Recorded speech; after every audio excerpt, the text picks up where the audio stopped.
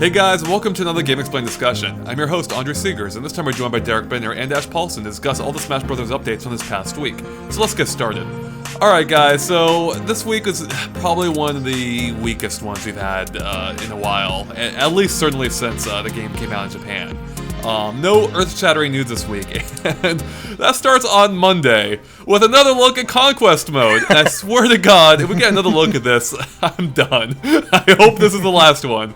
So this time Sakurai just notes that with the game now being out overseas, things will finally get serious, and that he's increased the frequency of updates too. And then he goes on to mention that the global Smash Power rankings will get interesting with more players getting involved. Although I'm dubious of that. Yeah. I have literally nothing more to say about this. I really could not care less about this mode. Yeah, I mean, Conquest Mode is not a bad idea in itself. It's just, I'm really tired of hearing about it. I'm actually starting to think that Mondays are now going to be just Conquest Mondays, where Sakurai just posts whatever the current Conquest is and just talks about it. But really, no, I know, I'm just tired of hearing about it. It's a pretty cool mode in practice, and I've played around with it, but yeah, I'm just like, okay, enough already. We get what it is. The only other thing I have to add is that Mario obviously cheated because he's a veteran. People know how to use him. But once people get good with Mega Man, obviously he would have won. I mean, come on. Obviously. No, I'm right there with you guys. This is not a very interesting update. I've not used Conquest Mode at all, and I echo Ash's thoughts on Global Smash Power. It's useless. It's a meaningless number. It doesn't affect me at all. I'm better than this many people. Yay. Yeah. It's just a whole lot of nothing, and that's pretty much sums up this picture. That does indeed. Moving on to Tuesday, we get another menu pick, but this one's actually kind of interesting because it talks about how Amiibo are going to work.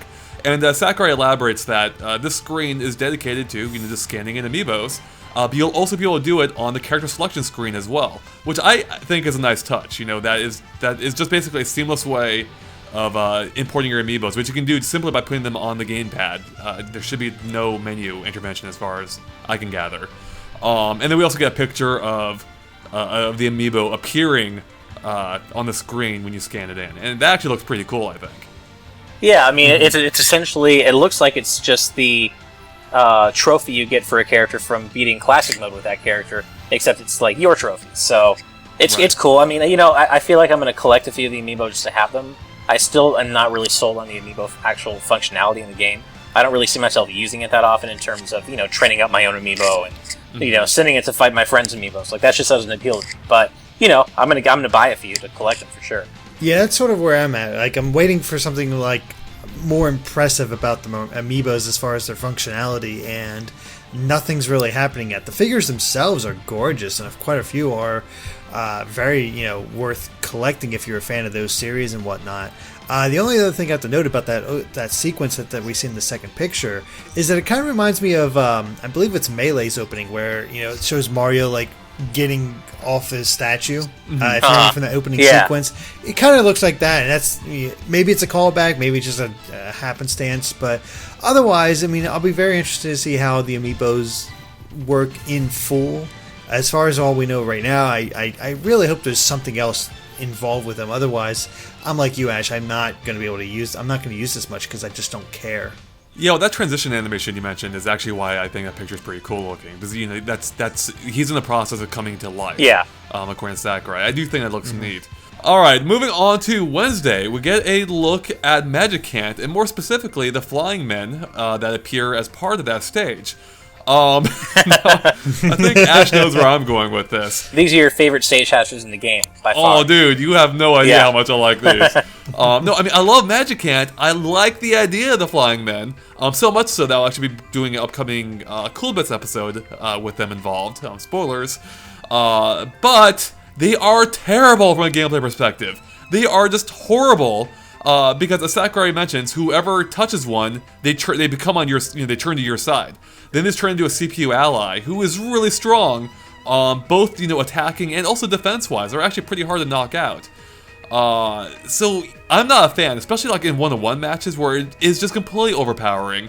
At least in the 4-player brawl, at least there's a few other players that offset the flying man's attention, but in a one-on-one match, there's nothing to do that. Yeah, well, I mean, what's weird about it, too, is that the flying men weren't that strong in Earthbound. I mean, they weren't that useful at all. Whereas in this game, like, they're vicious. Like, they can easily KO you if you're not careful. and they can rack up the damage really fast. And I do love. It's too bad. Like you said, Andre, I do love the idea of the flying men. It's such great fan service, but that's one of the rare instances in which I prefer playing on the Omega version of the stage, just because they are a little too disruptive. Yeah, I don't think I've seen a single person actually like the incorporation of the flying men.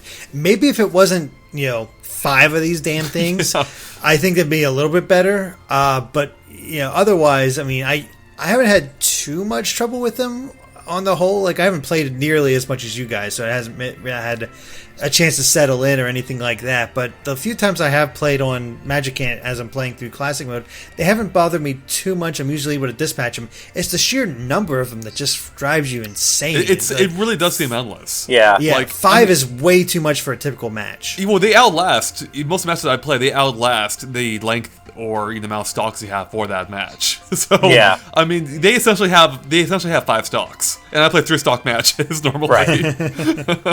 Yeah, so I think we all agree, for the most part at least, that they are overpowered. I mean, the problem is they take the attention again. It gets back to the whole item problem with the game, right? How you either turn items on or off. But the default setting with them being on is too frequent. The same thing here. They throw off the balance of the game. And it gets me back to a larger point, which I think I've mentioned before. I like the idea of Omega Mode. It's cool that there's all these different versions of Final Destination, basically. It helps, make it more diverse. But, they all play basically the same. What I would have preferred is if Omega Mode offered you a stage in the vein of the original, like with the same platform layouts, but turned off stupid stage hazards like this. Now, I actually like most stage hazards, but it would have been cool to have that option. Especially in this case where it basically breaks the stage. Why is there just not an option to play on the stage without the flying men, particularly as, if you're playing through Classic Mode, I believe, the flying men do not appear. It's already in the game. Right. Just enable that. Yeah, I agree. I would prefer having the stage's original layouts without hazards to having a Final Destination form to, or at least having that in addition to. I think a stage hazard toggle would be awesome for Smash Bros.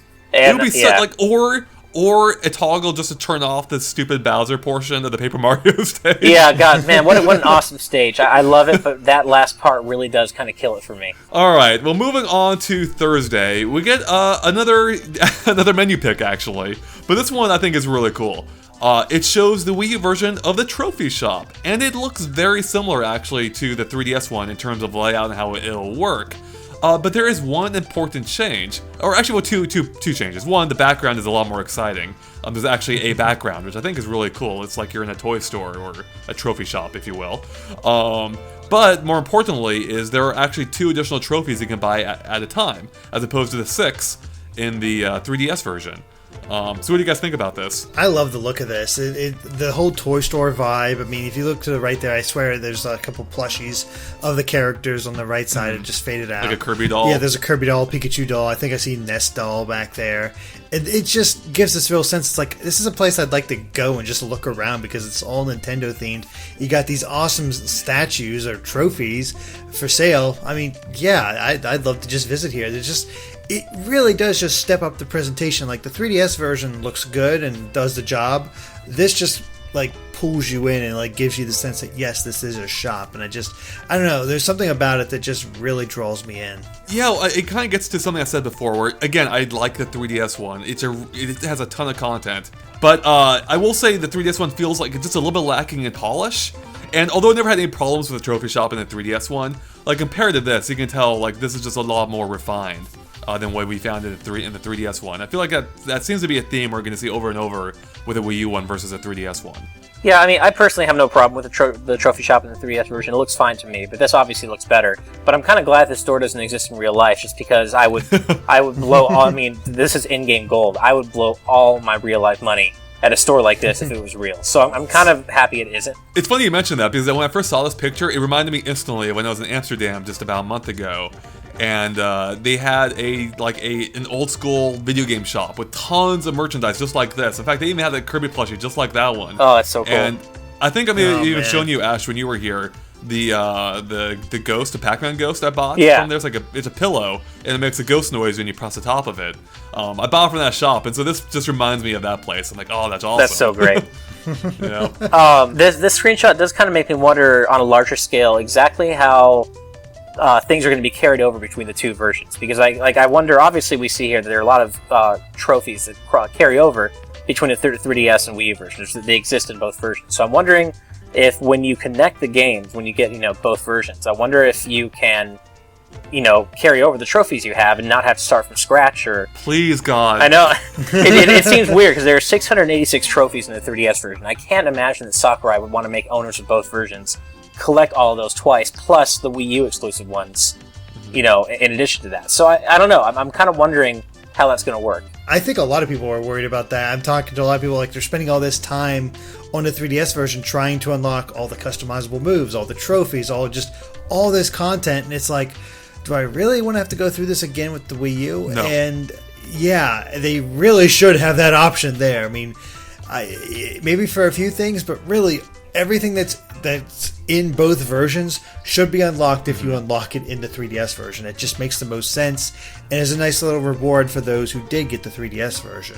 Yeah, I mean, I absolutely agree. Although, we already do have the problem with repeats in this game with random things being repeated. So I have a feeling they may just make you repeat getting everything again. Yeah. Even if it is the same. It does seem like that's probably just going to end up being the case, but hopefully at least with the trophies and maybe the custom special moves, you won't have to do that. Something you said, Ash, gave me another idea. Is you mentioned, the whole sharing content idea. What if you could send coins from one version to the other? Like, what if you have tons of excess 3DS coins? What if you could send them to the Wii U one and use those to cash, use those instead on the trophies here? That'd be great. I'd That'd be really cool. totally down with that. Yeah, I like that idea.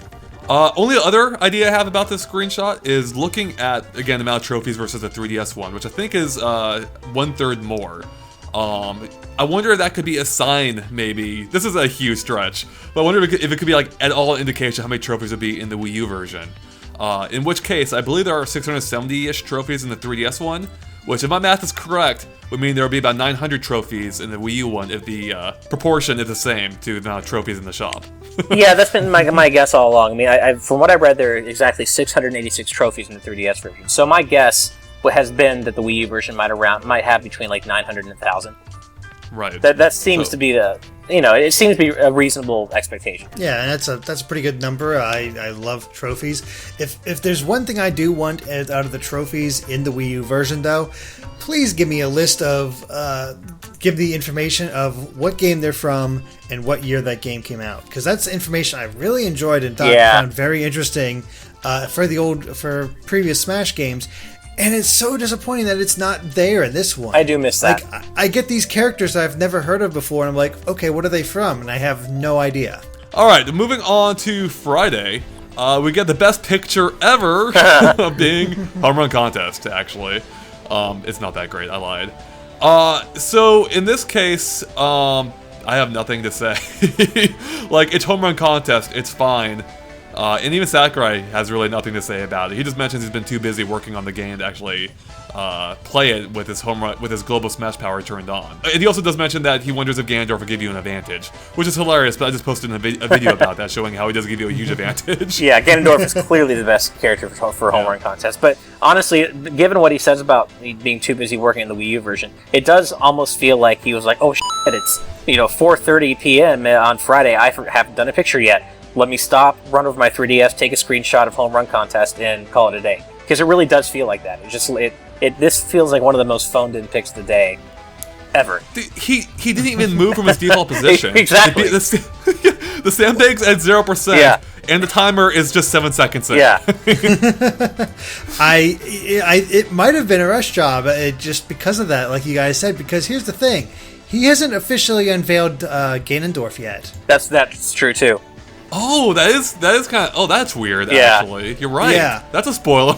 Yeah, that's a flat out spoiler. I mean, assuming everyone on the internet didn't already know all the characters, which they do. Well, but. Yeah, they obviously do. A lot of people, even if they didn't see it all before, they've unlocked the characters by now. But it is interesting that they have this banner on the Smash website where they're saying like hidden characters. Yeah. And you got to say like spoilers. Yes, I know there's spoilers. I want to go in.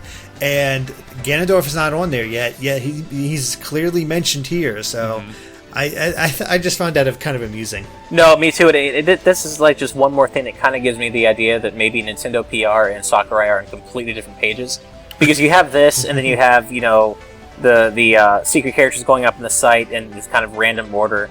And it just and then we had the whole Great Cave Offensive stage leak at the beginning of the week, which we assumed meant, okay, we're getting that picture this week. Coming up this week. And it never happened. So it seems like Nintendo PR reveals are on a completely different page than Sakurai's reveals. It is so weird. I was pretty confident that they would pull that picture down, or not confident, but I thought they might pull that picture down, once the work week started, and they're like, oh crap, why did this go up? I'm presuming they had it scheduled ahead of time. And they didn't. It's still up. Maybe they just realized it's too late now. But it's so weird to me. Yeah, I for sure expected them to post something this week about it, but nope. Hopefully next week, because I really want to know, what the nature of that stage is, just in terms of if it's just a regular selectable stage, or if it's, part of some new mode in Smash Wii U, just because I want to know what it means for the, Tower of Smash League we've been discussing, even though it does seem to disprove it. I really wish I didn't have that idea about the Great Cave Offensive mode for Smash I know. Bros. But I have a feeling I'm gonna be pretty disappointed when it's not a mode. Although the stage will still be awesome. Yeah. But all right, so that wraps up for the pictures this week. However, there were those pictures of the secret characters you mentioned, being Dr. Mario and Dark Pit, and one of the pictures showed off something kind of interesting, and that is from the stage, the Pokemon Kalos Pokemon League stage from the Wii U version. And in it, we see several Pokemon in the background, being fire types. Now, in the previous picture, as you guys pointed out to me, in the past of this stage, we saw other Pokemon as well. I think specifically Dragon Pokemon in the background then. So, obviously, you guys know more about Pokemon X and Y than I do. So, what exactly does this mean, or could it mean? I think it gives a sense of, possible hazards, or at least background elements. We don't see any evidence of them directly interacting with the players in the foreground. It's just that they somehow, at some points, show up in the background. We saw it before with the dragon types just sort of standing back there. We see it now with the characters for the fire ones. What makes it interesting, though, is that in X and Y, the Elite Four, their types were Dragon, Fire, Water, and Steel. Well, we got the Dragon and Fire, so I think it's a pretty safe assumption to say that we're going to have Steel types and Water types show up in the background for these as well. The other thing I noticed is that each of these pictures has a Pokemon that could Mega Evolve in the background as well. Garchomp for the Dragons and Blaziken for the Fire types.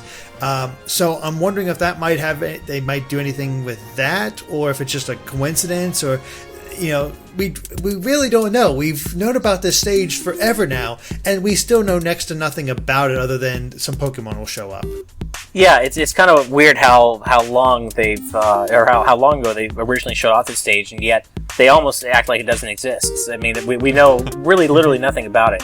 But I am looking forward to seeing what water Pokemon are going to show up in the Elite Four water arena, and just I'm really looking forward to seeing how this stage is going to work in general, just because it looks like a beautiful stage, and it's cool seeing Blaziken in the background in the fire arena, and I want to see more, and I really want to see video of it. I want to see the stage in action really bad. Well, there was 3 seconds of it in the what was it, the E3 trailer or the Nintendo Direct some time ago. I can't even keep these straight anymore. Alright, well I think that wraps up our Smash Brothers discussion, so thanks guys for watching. If you liked our discussion, make sure to like and follow us on Facebook and Twitter at GameXplain. You can find links to in the description below. It's just a good way to keep up to date on everything we post, and of course keep an eye on GameXplain.com for more Smash Brothers Wii U and 3DS and other things gaming as well. Alright, thanks guys. Bye.